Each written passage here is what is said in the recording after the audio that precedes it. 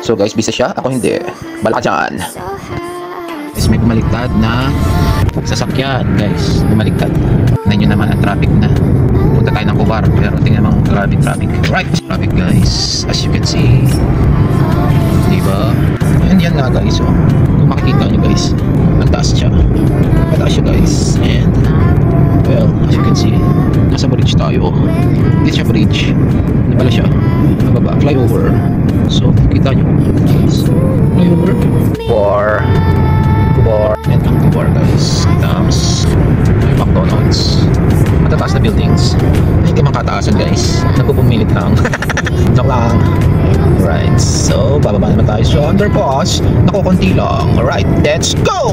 Wow, underpass. Bridge of Fortune. Oh, the Ramania of Alcobar. Dito sa loob ng Ramania guys. At ito ang mga food nila. Yummy! So guys, nakabili tayo ng food natin for dinner. And as you can see guys, it's sunset na. Ang ganda ng view. Right guys? So, dito yan sa Alcobar. Going home na.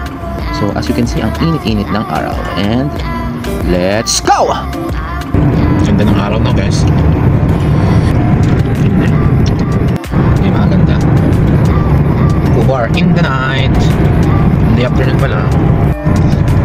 Guys, ang ganda ng daan no? Pauwi na tayo from Cobar guys. Bumili tayo ng pan-dinner. And so, ang ganda ng tanawin guys. Very cute. Very beautiful. Diba? Ganda na. So, let's go home guys. Let's go! Naman, nasabugan.